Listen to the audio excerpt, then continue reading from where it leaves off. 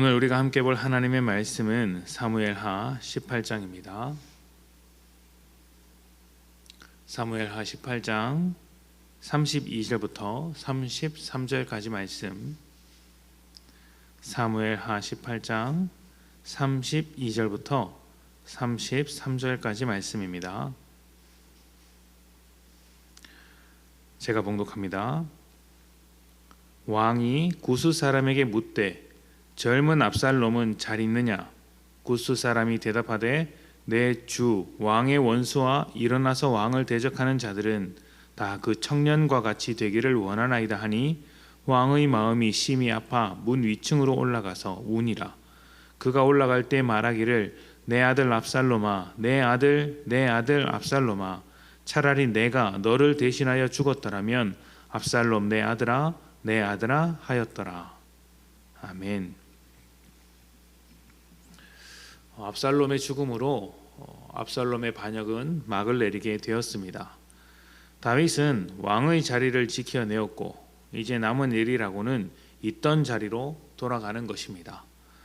그렇다면 이제 안도하며 왕의 자리를 회복해야 할 것을 기뻐해야 할 텐데 그러지 못합니다.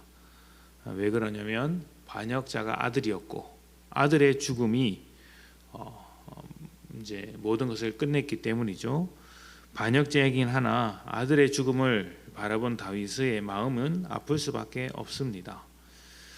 며칠에 걸쳐서 다윗과 압살롬의 관계를 추적하면서 하나님의 뜻대로 살지 못한 다윗의 삶이 사실은 압살롬을 만들어낸 것이다, 이런 말씀을 드린 적이 있습니다.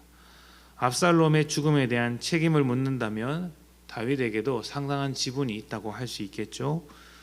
그 책임을 다윗이 피할 수 없습니다. 다윗이 하나님의 주권을 잊어버리고 자신의 왕권에 취한 결과 그 아래에 있던 사람들도 다윗과 같이 생각하게 되었고, 그래서 압살롬도 하나님의 주권을 무시하며 자기의 힘이라면 얼마든지 왕이 될 수 있겠구나 생각했던 것입니다. 결과적으로 보면 심은 대로 나고 뿌린 대로 거둔 것, 심은 대로 난 것이고 뿌린 대로 거둔 것이라고 할 수 있겠죠. 우리아를 죽이기까지 죄에게 사로잡혀 살았던 그 죄의 결과로서 압살롬의 죽음을 보게 되었다, 이렇게 말할 수 있을 것입니다.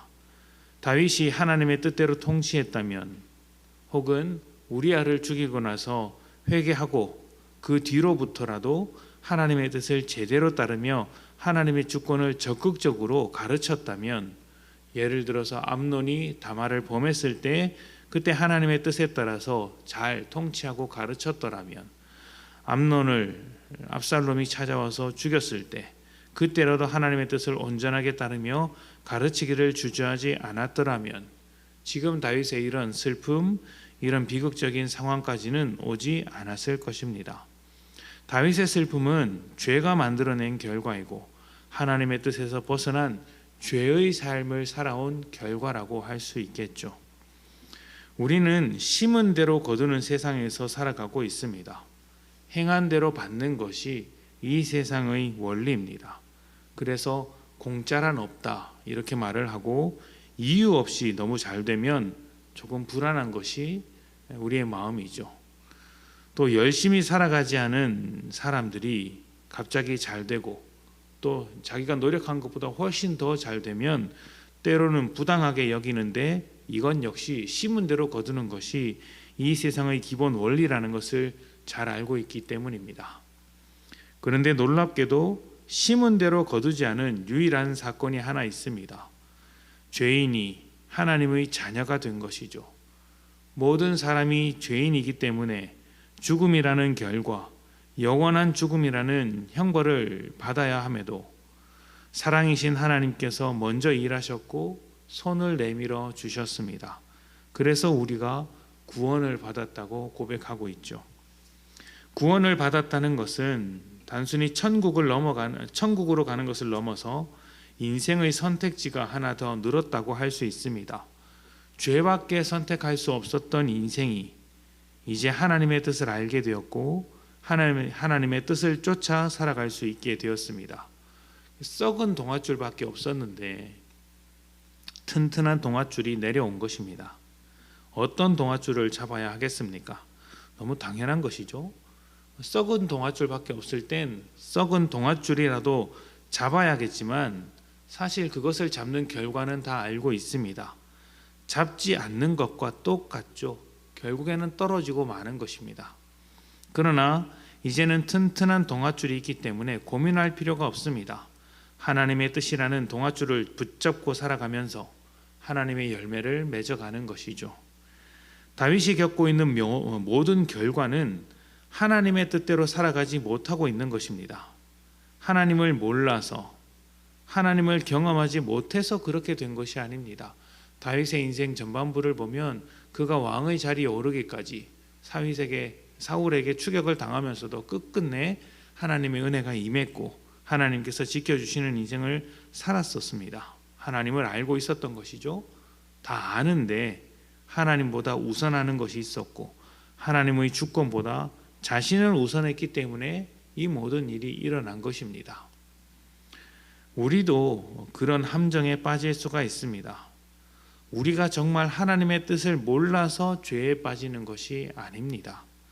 하나님의 뜻을 거의 대부분 다 알고 있습니다. 그러나 하나님의 뜻보다 내 뜻이 옳다고 여기고 또 하나님의 뜻보다 내 뜻이 복되다고 여기기 때문에 죄에 빠지는 것이죠. 여기서 아주 놀라운 점은 한두 번 죄에 빠져서 실패하면 이제 그만할 때도 되었는데 여전히 반복하면서 똑같은 죄에 빠지고 허우적거리고 있다는 것입니다. 하나님의 은혜를 고백하면서도 또 하나님의 은혜로 회복되었으면서도 다시 죄로 돌아가고 하나님께서 건지시면 또 죄로 돌아가고 왜 이렇게 미련하게 될까요? 날마다 죄에게 속는 우리가 답답할 뿐입니다. 그럼에도 하나님은 우리를 포기하지 않으십니다.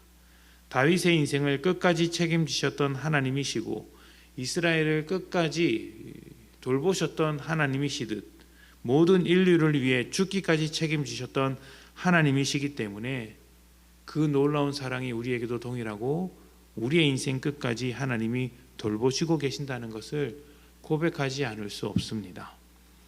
그러한 하나님의 사랑 앞에서 우리가 반복적으로 저질렀던 그 죄를 또다시 반복하는 역사가 일어나지 않기를 소망합니다. 하나님의 사랑 앞에서 하나님의 주권을 온전하게 회복하십시다. 결국에는 내가 주인이 되느냐 하나님이 주인이 되시느냐의 싸움이 믿음의 싸움 아니겠습니까? 하나님께서 우리 곁에 늘 계시며 우리를 도우시고 우리에게 힘을 주실 것입니다. 하나님의 뜻을 따라 하나님의 열매를 맺기 위하여 하나님께 우리 삶의 모든 주권을 자발적으로 내어드리며 그 뜻을 따라 순종하는 복된 성도님들이 되시기를 축복합니다. 함께 기도합니다.